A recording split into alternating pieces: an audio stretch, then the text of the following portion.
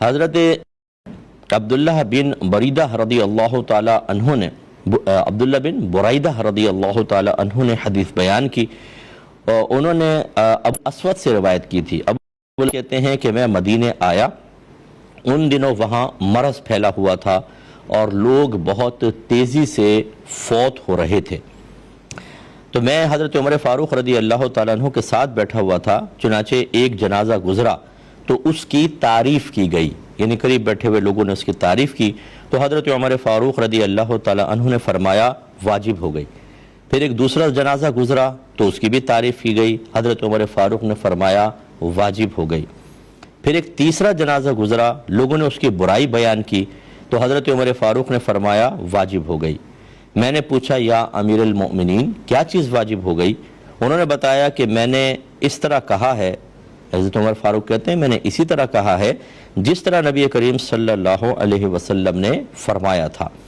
چنانچہ نبی کریم نے فرمایا کہ جس مسلمان کے لیے 4 آدمی بھی نیکی کی گواہی دیں اللہ اس کو جنت میں داخل کر دے گا۔ ہم نے پوچھا اور 3 کی؟ تو آپ نے فرمایا اور 3۔ ہم نے پوچھا 2 کی گواہی؟ تو آپ نے فرمایا اور 2 کی۔ راوی کہتے ہیں پھر ہم نے 1 کے متعلق سوال نہیں کیا۔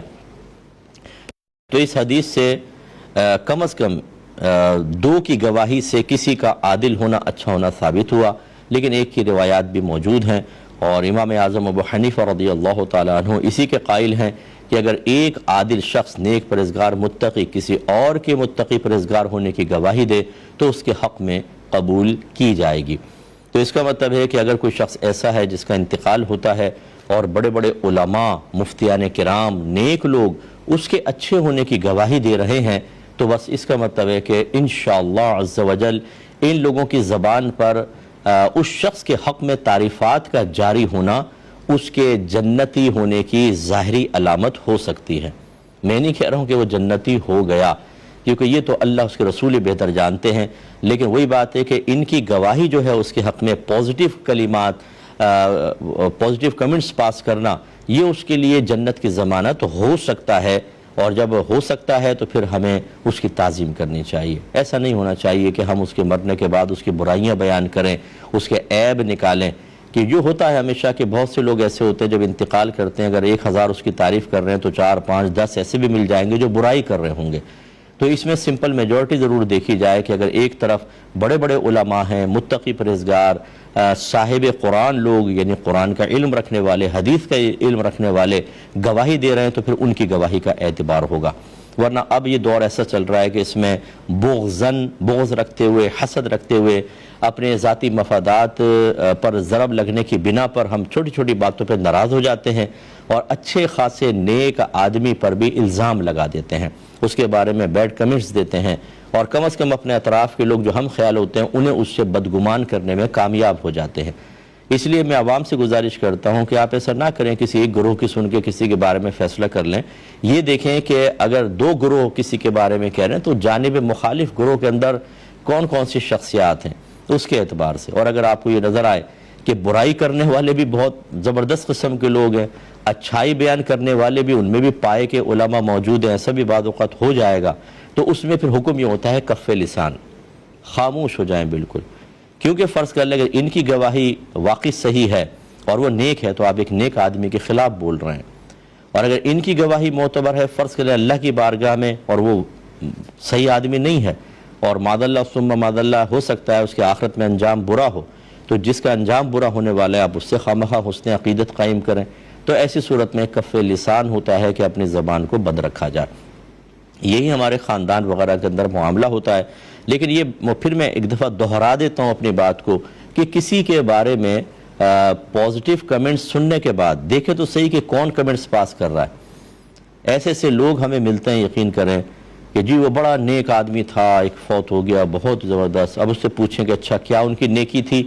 وہ جی پودوں کو پانی دیا کرتا تھا، بس یہ نیکی تھی، اس پہ کہا دیا بہت اچھا تھا۔ اچھا کیا نماز پڑھتا تھا؟ نہیں۔ روزہ رکھتا تھا؟ نہیں۔ گالی گلوچ وہ تو چلتا رہتا۔ حرام حلال کی تمیز تھی؟ بالکل نہیں۔ ماں باپ کا باادب تھا؟ نہیں۔ لڑکیوں کو چھیڑتا تھا؟ ہاں۔ بدنگاہی کرتا تھا؟ یس۔ لیکن انہوں نے نیک قرار دے دیا، کیوں؟ پودوں کو پانی دیتا تھا۔ یہ تو ہمارا حال ہے کہ کوئی ایک چیز ہمیں کسی کی پسند آ جائے، ہم اس کے بارے میں ساری اس کی غلطیاں برائیوں کو اگنور کر کے اس کے بارے میں متقی، پرہیزگار اور اچھا ہونے کی گواہی دینا شروع کر دیتے ہیں۔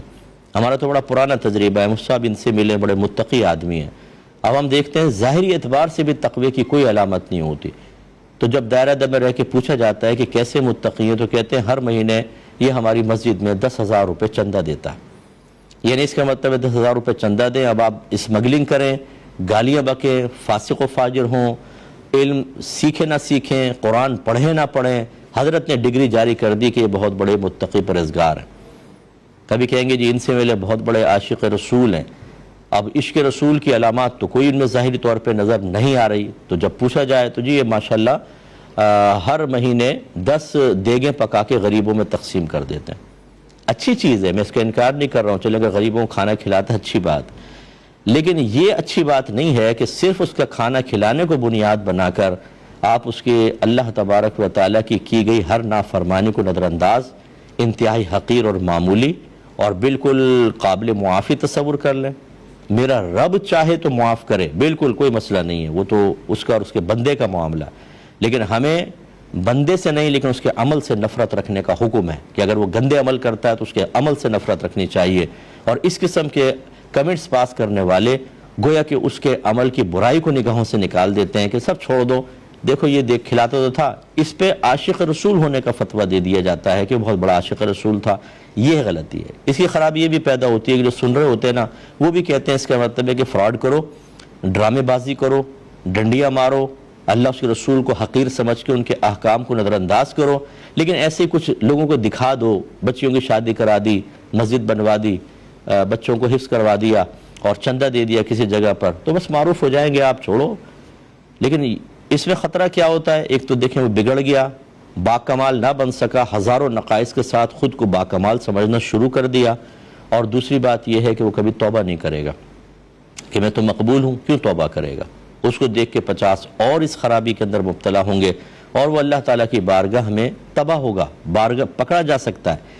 اور جب اس طرح کی تعریفات ہوتی ہے نا تو سامنے والا پھر ریاکاری کے اندر بھی مبتلا ہو جاتا ہے، دکھاوے کے لیے بچوں کی شادی کرنا، اس لیے اپنے فوٹویں کھنچوا رہے ہیں، اسٹیج پہ کھڑے ہوئے ہیں تاکہ لوگوں کو پتہ چل جائے کہ حضرت نے شادیاں کروائی۔ اگر یہ ریاکاری شامل ہوئی تو تباہ ہے، کوئی عمل اللہ کی بارگاہ میں مقبول نہیں ہوگا، بلکہ آخرت میں اس دکھاوے کی وجہ سے یہ نیک عمل کرنے والا جہنم میں جانے کا حقدار کہلائے گا۔ یہ بارہا میں نے آپ کو حدیث سنائی ہے کہ نبی کریم صلی اللہ علیہ وسلم فرماتے ہیں کہ ایک شہید، ایک سخی اور ایک صاحب علم، عالم اور قاری کو بلایا جائے گا، اللہ تعالیٰ بالترتیب ان سے نعمتیں یاد دلائے گا کہ میں نے تمہیں نعمت دی تھی، وہ کہیں گے ہاں رب کریم دی تھی، اللہ تعالیٰ فرمائے گا تم نے اس کے جواب میں کیا کیا؟ تو شہید کہے گا میں اتنا تیری راہ میں لڑا کہ شہید ہو گیا، عالم کہے گا، قاری کہے گا کہ میں نے اتنا علم سیکھا، اتنا قرآن پڑھا تیری راہ میں خوب، اور سخی کہے گا اللہ تعالیٰ جہاں تیری رضا تھی میں نے وہاں مال خرچ کیا۔ بالترتیب اللہ تعالیٰ فرمائے گا تم تینوں نے جھوٹ بولا، تو اس لیے شہید ہوا تاکہ لوگ تجھے شہید کہہ لیں، اور وہ کہہ لیا گیا۔ سرکار فرماتے ہیں اس کو منہ کے بل گھسیٹ کے جہنم میں پھینکا جائے گا۔ پھر عالم اور قاری سے فرمایا جائے گا تو نے اس لیے علم سیکھا تاکہ تجھے عالم کہا جائے، تو نے اس لیے قرآن پڑھا تاکہ تجھے قاری کہا جائے، اور وہ کہہ لیا گیا، اسے بھی منہ کے بل گھسیٹ کے جہنم میں پھینکا جائے گا۔ اور سخی صاحب کو بھی کہا جائے گا کہ تو نے اس لیے پیسہ خرچ کیا تاکہ تجھے سخی کہا جائے، دکھاوے کے لیے کیا تھا، اور وہ تو تجھے کہہ لیا گیا، یعنی تیرے سارے نیک اعمال کا ثواب بدلہ دنیا میں مل گیا، آخرت میں کچھ نہیں ہے، اسے بھی منہ کے بل گھسیٹ کے جہنم میں پھینکا جائے گا۔ جتنے میرے بھائی بہن ایسے ہیں کہ جنہیں اپنی نیکی ظاہر کیے بغیر پیٹ میں گولے اٹھتے رہتے ہیں اور تکلیف ہوتی رہتی ہے، جب تک اپنا عمل سنا نہ دیں، کسی کو بتا نہ دیں اور سامنے والا سراہ نہ لے، انہیں سکون ہی نہیں ملتا۔ اس کو سمعہ کہتے ہیں، اپنے عمل کو سنانا۔ اور اسی طرح جب تک کوئی دیکھ نہ رہا ہو، جب تک عمل واضح نہ ہو جائے، انہیں مزہ نہیں آتا۔ چپکے سے کسی کو صدقہ دینا، نیکی کو چھپا لینا، اس میں تو کوئی مزہ ہی نہیں ہے۔ دکھاوا، لوگ واہ واہ کریں، معروف ہو جائیں کہ جی یہ حجن صاحبہ تو بڑی سخی ہیں، کتنی بچیوں کی شادی کی ہے، کتنوں کو جہیز دیا ہے، یہ پورے علاقے میں معروف ہو جانا چاہیے، اور اگر تعریف نہ کی جائے تو مزہ نہ آئے۔ حضرت مولا علی کرم اللہ وجہہ الکریم ارشاد فرمایا کرتے تھے کہ ریاکار کی علامت یہ ہے کہ جب لوگ اس کی حوصلہ افزائی کرتے ہیں تو اپنے کام کو بڑھا دیتا ہے، اور اگر اس پہ تنقید کریں یا حوصلہ شکنی کریں تو کام کو گھٹا دیتا ہے۔ جب لوگوں کے سامنے ہوتا ہے تو چاق و چوبند ہوتا ہے، اور جب تنہائی میں ہوتا ہے تو انتہائی سست ہوتا ہے۔ یہ ہم لوگوں کا حال ہے۔ پبلک کے سامنے تو اٹھ کے چندہ دے رہے ہوتے ہیں، ویسے اگر کوئی غریب رشتہ دار بیچارہ گھر میں آ کر اور واقعی حقیقی طور پہ غریب کہے کہ مجھے دے دیں، کسی کو بتائیے گا نہیں، میری عزت نفس مجروح ہوگی، تو بھائی ٹالا مٹولی کرو، نکالو اس کو باہر، کیا فائدہ، کسی کو پتہ تو چلے گا نہیں۔ مسجدوں میں کھڑے ہو کے چندہ دے رہے ہیں، لیکن آپ کسی پہ بدگمانی نہ کریں، یہ ذہن میں رکھیے گا۔ یہ میں آپ کو ایک بات سمجھا رہا ہوں، ہو سکتا ہے وہ اخلاص سے ہی کھڑے ہو کر دے رہا ہو، لیکن جو ایسا ہے کہ اگر دل میں چور ہے اور وہ غلط کر رہا ہے، اس کو کوشش کرنی چاہیے۔ خدا را اپنا احتساب خود کریں، میں اپنا کرتا ہوں، آپ اپنا کیجئے۔ آپ تھرڈ پارٹی کا نہ کریں، آپ اپنا ہی کریں، کیونکہ اس میں آپ سے خطا ہو سکتی ہے۔ یہ میری کتاب قرب الہی لے لیں، اور اس میں جو یہ باطنی گناہوں کا چیپٹر ہے وہ اچھی طرح پڑھیں، تمام علامات اور تمام چیزیں موجود ہیں۔ پہلے انسان کو پریکٹیکل کرنا ہوتا ہے، ان تمام چیزوں کو، تعلیمات کو ذہن میں رکھیں، اپنا طویل عرصہ تک احتساب کرتے رہیں۔